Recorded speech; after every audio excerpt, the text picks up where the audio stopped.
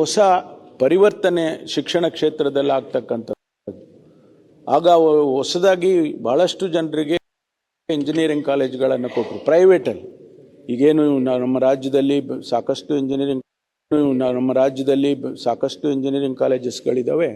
ಅದರ ಶುರುವಾತ್ ಆಗಿದ್ದು ಮಾನ್ಯ ಸುಭಾಷ್ ಶೆಟ್ಟರವರ ಸಂದರ್ಭದಲ್ಲಿ. ಹಾಗಾಗಿ ಒಂದು ಹೊಸ ಬದಲಾವಣೆಯನ್ನು ಶಿಕ್ಷಣ ಕ್ಷೇತ್ರದಲ್ಲಿ ಕೂಡ ತರ್ತಕ್ಕಂಥ ರೀತಿಯಲ್ಲಿ ಅವರು ಕೊಡುಗೆಯನ್ನು ಕೊಟ್ಟಿದ್ದಾರೆ ಅಂತೇಳಿ ಅವರಿಗೆ ಅನೇಕ ಪ್ರಶಸ್ತಿಗಳು ಕೂಡ ಬಂದಿದೆ. ದೇವರಾಜ ಅರಸು ಅವರ ಪ್ರಶಸ್ತಿ, ಶಾಂತವೇರಿ ಗೋಪಾಲ್ ಗೌಡ್ರವರ ಪ್ರಶಸ್ತಿ, ಡಾಕ್ಟರ್ ದಾರಾ ಬೇಂದ್ರೆ ಅವರ ಪ್ರಶಸ್ತಿಗಳು ಇವೆಲ್ಲ ಅವರಿಗೆ ಭಾಜನರಾಗಿರ್ತಕ್ಕಂಥದ್ದು. ಹಾಗಾಗಿ ಇವತ್ತು ಅವರು ನಮ್ಮನ್ನು ಅಗಲಿರ್ತಕ್ಕಂಥದ್ದು ರಾಜ್ಯದ ರಾಜಕಾರಣದಲ್ಲಿ ಒಂದು ನಷ್ಟ ಹಾಗೆ ಅಂತೇಳಿ ನಾನು ಹೇಳ್ತಾ ಅವರ ಆತ್ಮಕ್ಕೆ ಶಾಂತಿಯನ್ನು ಮತ್ತೊಂದು ಬಾರಿ ಕೋರಿ ನನ್ನ ಮಾತನ್ನು ಮುಗಿಸ್ತೇನೆ.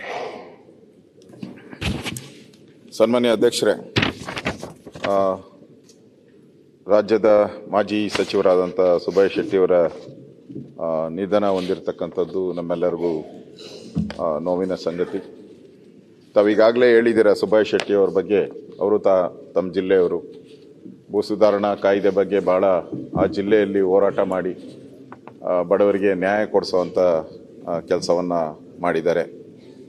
ಮತ್ತು ವಿಧಾನಸಭಾ ಸದಸ್ಯರಾಗಿ, ಮಂತ್ರಿಯಾಗಿ, ಇಂಧನ ಮತ್ತು ಶಿಕ್ಷಣ ಸಚಿವರಾಗಿಯೂ ಕೂಡ ಅವರು ಕೆಲಸ ಮಾಡಿದ್ದಾರೆ. ಸೊ ದೇವರಾಜ ಅರಸು ಮತ್ತು ಶಾಂತವೇರಿ ಗೋಪಾಲ್ ಗೌಡ್ರು, ದಾರಾ ಬೇಂದ್ರೆ ಪ್ರಶಸ್ತಿಗಳು ಸೇರಿ ಹಲವು ಪ್ರಶಸ್ತಿಗಳಿಗೆ ಬಾಧಕರಾಗಿದ್ದಾರೆ.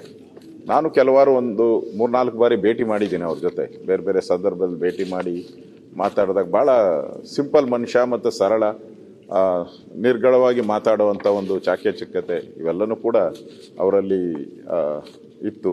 ಅಂಥವರು ಇವತ್ತು ನಮ್ಮ ಮಧ್ಯೆ ಇಲ್ಲ. ಅವರಿಗೆ ನಾನು ನನ್ನ ವಿಷಾದ ತಿಳಿಸ್ತೀನಿ. ನಮ್ಮ ಪಾರ್ಟಿ ಪರವಾಗಿ ನಾವು ಕೂಡ ಸಂತಾಪ ಸೂಚನೆ ಮಾಡ್ತೀವಿ.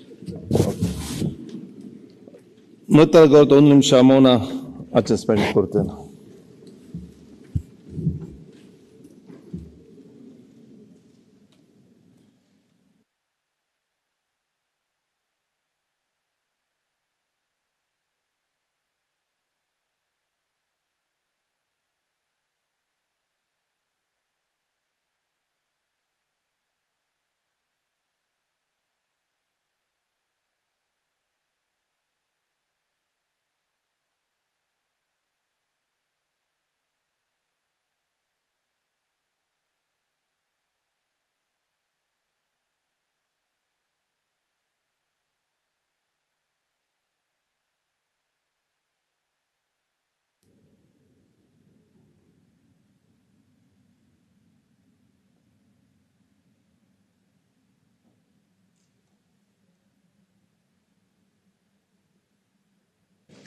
ಈ ಸದನವು